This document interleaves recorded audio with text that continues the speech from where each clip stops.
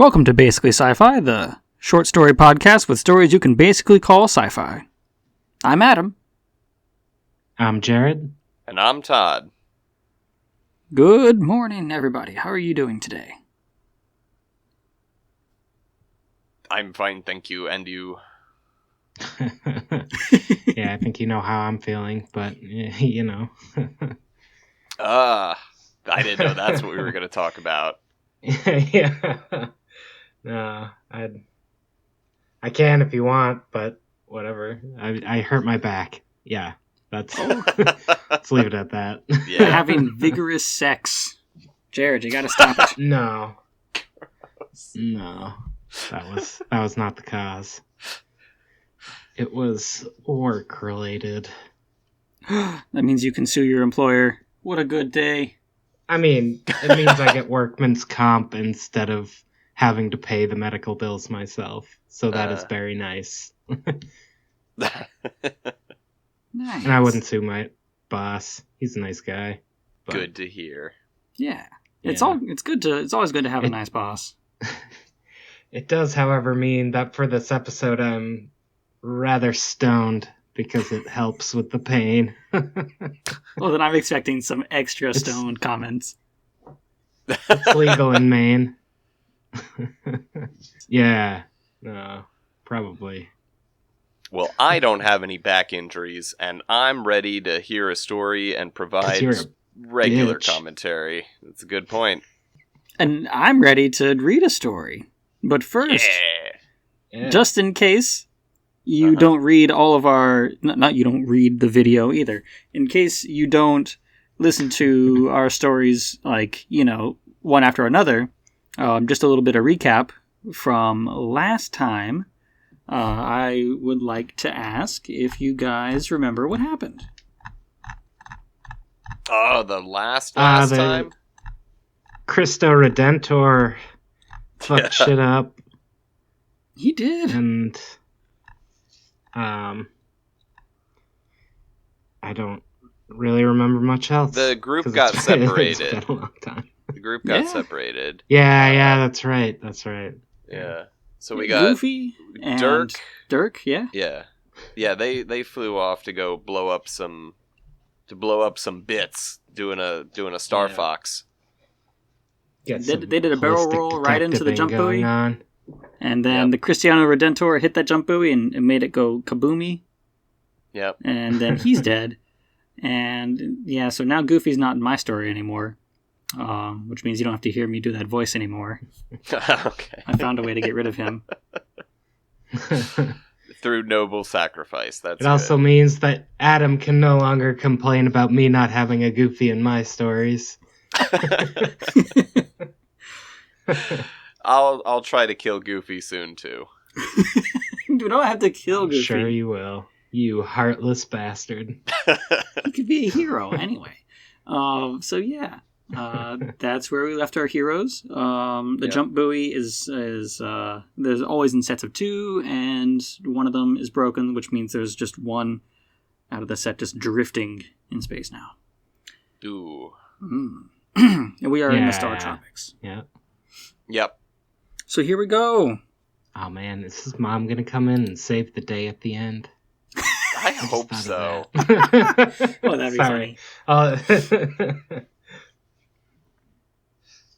Or just gonna walk in on his parents and they're still in the room. Oh god, and they're having sex? No.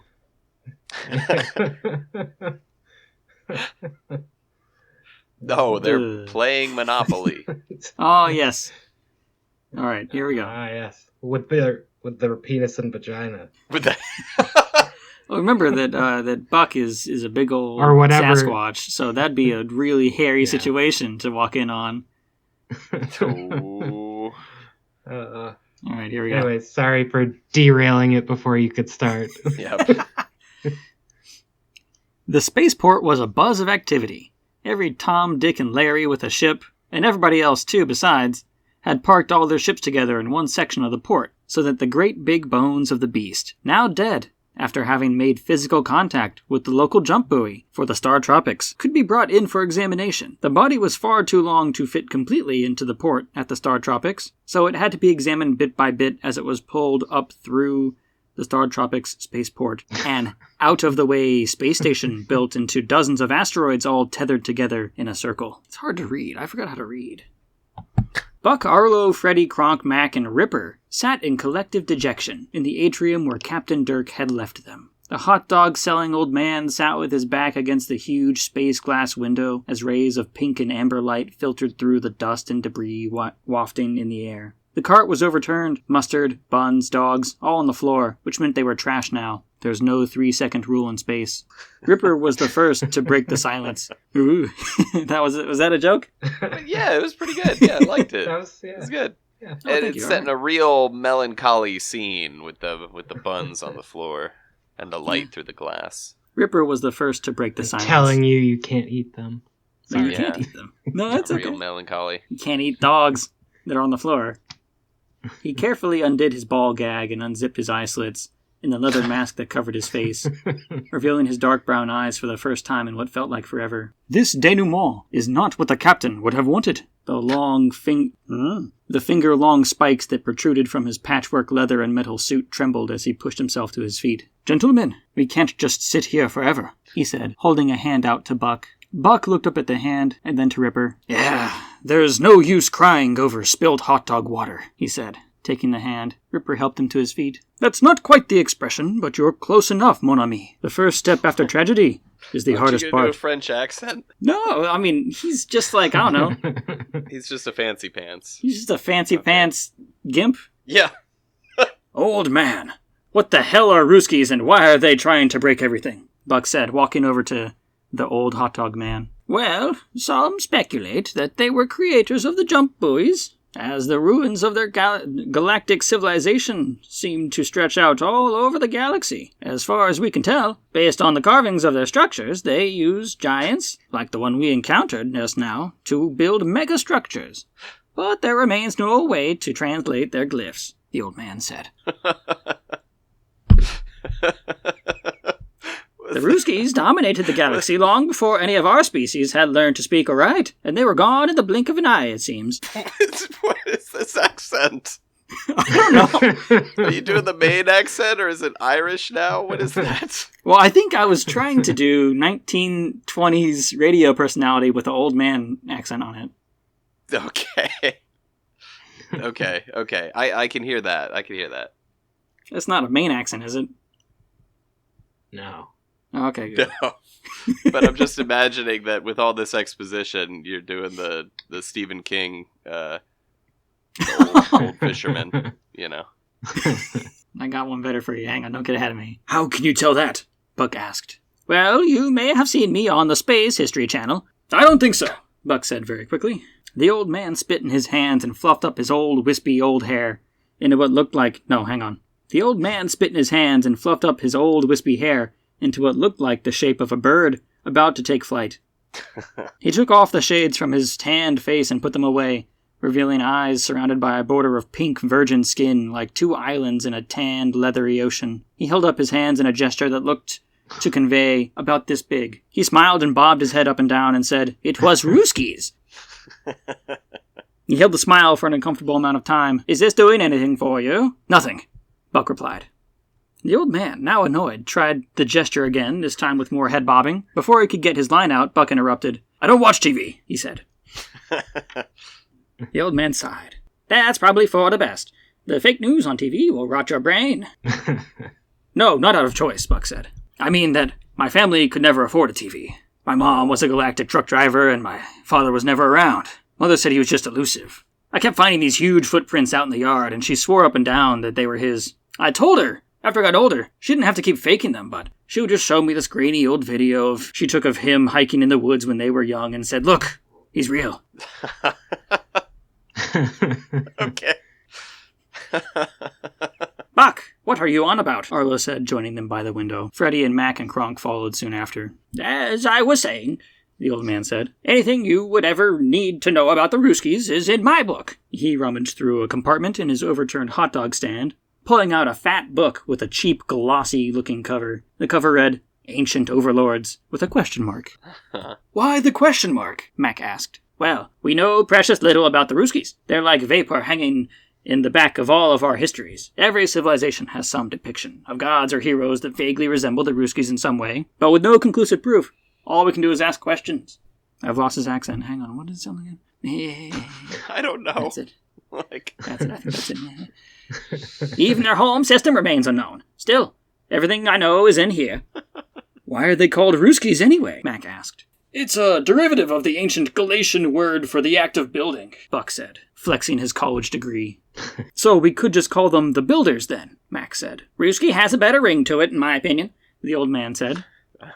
Buck took the book, and feeling more himself now that there was something to do, he said, Anyway, it looks like we're going to have to do our own research, he said, touting the book. No, we don't. This old man's actually done quite a lot of research for us already. A whole lifetime's worth, in fact, Mac said. I could sign the book for you if you want, the old man said.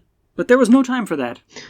The crew, after skimming the book, decided to get a good look at the beast's remains themselves. Buck noticed there were an awful lot of runes scrawled on the ruins in the images that were attributed to the Rooskies in the book. Said runes bore an uncanny resemblance to the runes on his stone dagger, but he kept that to himself. The two were obviously unrelated. The crew donned their spacesuits, and, followed by the old hot dog guy, went through the airlock chamber in the port and out into the void of space. They spacewalked over to join the hundreds of other intrepid ruffians scouring the skeleton of the beast for clues. They split up, with Mac, Kronk, and Arlo going towards the head, and Buck, Ripper, and Freddy going down towards the heart. On the way, Buck's suspicion was confirmed, as runes were etched into the great stone-like bones of the beast. It seemed that each bone was covered in one long sentence that spiraled its length, with each rune only being about the size of a hand. Buck thought to himself, that's a lot of runes. The great core of the beast lay nestled in its chest cavity. It was a quartz-like octahedron, roughly the size of a 6-story building. Tiny little runes covered its surface completely. Now that Buck was closer, he saw that the core itself wasn't faintly glowing. It was in fact the runes themselves that seemed to be glowing. Buck noticed a slit carved into one of the faces of the octahedron. It was vaguely knife-sized. So Buck did the only thing he could think of. He tried to shove his index and middle finger into it. His spacesuit made his big chunky knuckles too big to fit, so he took out his stone dagger. Maybe if I cut off the hand section of my spacesuit, my fingers can fit into this slit. What do you think, guys? Buck said over the spacesuit's intercom. Jesus! Freddy said. Don't do that. You'll rapidly depressurize your suit and vent all your oxygen. Jesus. Entry found. English for... Kronk chimed in. No, Freddy said. Buck, look. This knife looks like it'll fit perfectly in that hole. With a bit of coaching, Buck finally lined up his dagger and stuck it in. A shock of electricity went through his body. He went rigid, and a series of images flashed in his mind. A great craggy planet blistering under a deep red star. Shadowy figures surrounding a pillar chanting as they cut into it with the daggers of stone. Runes burned themselves into his eyelids. Next, a great icy planet with pyramids erupting from ice sheets. Next, a marbled clay giant floating listlessly in space. Next, a series of jump buoys. Then he came to on the floor of the spaceport, wet, Arlo kneeling beside him with an empty bucket. All the crew, now out of their suits, surrounded him. Concern was written on their faces. The dagger was still in Buck's hand. You okay, Buck? Arlo said. Buck, I am so sorry. I had no idea it would be so dangerous. Freddy started. Don't worry. I'm fine, Buck said, sitting up slowly. I saw some things. Hard to describe. Was it about the Rooskies? The old man said, not able to hold himself back anymore. Of course. Probably. I remember a bunch of dudes dancing around a pillar. Hang on, Buck said, getting up and heading to Dirk's ship. They all followed him as he wordlessly made his way through the ship's corridors, not getting lost even once, which was weird for Buck. At last he came to the bridge. He stormed in and looked around. The navigator's chair should be to the left. Ah, there it was. Okay. He pressed the big red button on the arm of the chair. In the center of the room, the space between the gunner's chair, navigator's chair, and captain's chairs, and the viewport window, filled with a hologram space chart of the galaxy. The crew watched in silence as Buck selected and connected jump buoy after jump buoy on the map. Finally, he stepped back. I saw this. That's Proxima Centauri, Mac said. I remember that from a game I used to play in high school. This whole scene, really. No, Proxima Centauri, the fucking star. Yeah. Yeah. No, he just remembers the star. Anyway. Okay. I think we must follow this route and go there. It's definitely the Rooskies, the old hot dog man said. Everyone turned to look at him. Buck was about to ask him what the hell he's doing in their ship when Ripper stopped him. There are no accidents, Only happy coincidences, he said. How exactly are we meant to follow this route? The jump buoy for the Star Tropics is out of commission, Freddy said. Has anyone ever tried to use one alone like this? Mac said. Well, no, that's not what Ripper sounds like. Mon ami. Well, Ripper said, I heard about a space pirate Geoff, who, after dismantling one of them, tried to make a jump out of the system. They say the remains of his ship was found scattered light years away, ripped apart by asteroids. So then, it can still make you go fast? Mac asked. Well, mon ami, that's what I heard, Ripper said. I never heard any news about that, Buck said. You also never owned a TV, Buck. How far is it to the next jump buoy? Can't we just fly there between systems? Arlo asked. The next jump buoy system is 10 light years away, Ripper answered. Our ship can go 10% of light speed, so... Oh, it'll take 100 years to get there, Mac said. Well, it would certainly take a long time, Ripper said. Not to mention getting blasted by intrastellar wind, and without the protection of a star's magnetic field, we'd get pretty hot, and it's hard to vent heat in space. I'll do it, Buck said. Do what? Ripper asked. I'll take one of the Raptors and try to make a jump. That's madness, Freddy cried. That's like trying to divide by 0. One condition, Buck said, ignoring Freddy. If I can make it, I get to keep the Raptor as my own ship. Ripper, now the de facto captain of the Dirk Gently and Dirk's Ravengers, considered this. Well, we do have nothing to lose. Go ahead. I'm going with you, Arlo said, grabbing Buck's hand. Me too, said the old hot dog man, who also grabbed Buck's other hand. One after another, all those on the bridge elected to go with Buck. I guess we're lucky the Raptors got 7 seats, Buck said, looking around the room at his friends. Yeah, friends. That word seemed right to him now. He put his hand in the middle of the circle. They all one by one joined him. Let's get to work. Tune in next time to find out what happens to the Dirk Gently. Oh boy. I assume they'll all be fine. You're not going to kill all your main characters at the same time. Well, I mean, I write science fiction. Right. Not science fantasy, so they'll probably all die. Okay. All right. So the ancient aliens hot dog guy. Oh, you got that. Yeah, of course. Nice. The ancient aliens hot dog guy. Freddy and Kronk. And I was a bit confused at one point. Whose dad is a Sasquatch? Buck. Buck's dad is a Sasquatch? Yes, because Buck is also a Sasquatch. I don't know what his mom is. I don't know if she's a big hairy Sasquatch. I probably not. But, because she's got sweet tits. Right. Okay. Yeah. I was laughing because all the twists and turns from all the plot development, like all the big reveals that were coming out in at the same time. I was like, some of it felt over the top, and I think that was the tone you were going for with this episode. A lot of over the top, and I really dig it. I really liked all of it. I liked the feeling, but all the big reveals, like at any point I was waiting for someone to say like, that's stupid, that's not real, but a lot, you know. But I take it that most of our narrators, I don't know what to call them, most of them are being honest with us. Yeah. I mean, no one's got, like, ulterior motives except for maybe, like, the hot dog man. Right, just because we don't know him. And he's just trying to, I guess, get famous again. I don't know. Yeah. Direct ancestor of the ancient aliens guy, or there's no way to just know. Coincidentally looks like? No way to know. Only happy coincidences. Okay. There's no way to know the way that guy justifies his entire career. Yeah. Well, I mean, ostensibly, he probably breeds. What? He's got kids, maybe. Yeah, so? Sorry, I guess breed is too clinical of a word for this situation. He could potentially have ancestors.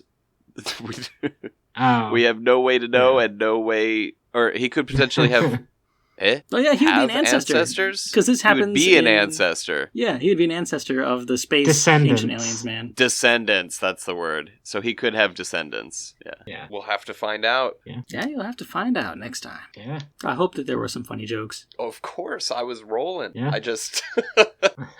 That's what I'm saying. It was funny and over the top, and I just never knew if it was real or not. Is this the real life? And are my eyes real? No way to know. No. I really liked when you were describing something and you just said, it's this big.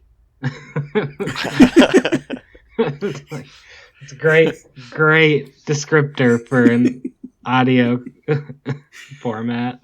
Well, was that when he was describing the ancient aliens guy? He held up his hands as if to say it was this big. So he's just explicitly saying that this is the meme screenshot. Yes. Yeah. Yeah. And the graphic descriptions of him penetrating the bone at Oh. first with his fingers, and then He's got these being big chunky guided. knuckles. Then with a knife. and with a knife. Yeah, no, all of that was very explicit and funny. Was that explicit? Yeah, That wasn't yeah, supposed to be definitely. explicit. There was nothing about that situation that was in any way sexual. Nope. Nope. You're right. My bad. Not I'm sorry rated that G. I saw that. Rated G for good. What was it? We used to make fun of him for all the accidental, it wasn't throbbing. Yeah, the It was great throbbing throbbing neck veins of some guy. and giant penetrating fucking, what are they called? Buildings. Tall buildings. Yeah. Obelisk, one could say. Oh, well. This story has 0 throbs in it. Anyway, yeah. Okay, I think we can They were wrap it up. there. We're at They were 30 just minutes, yeah. implied. Yep. Well, thanks everybody for listening to This Week. This Week in Fantasy and Fiction. Tune in next week to hear Jared's story. And thank you for always Yeah. watching our videos. Yep. Always. Do it all the time. Do it always. Yeah. Obey. Like and subscribe. And join the Discord. See ya. Later. Bye.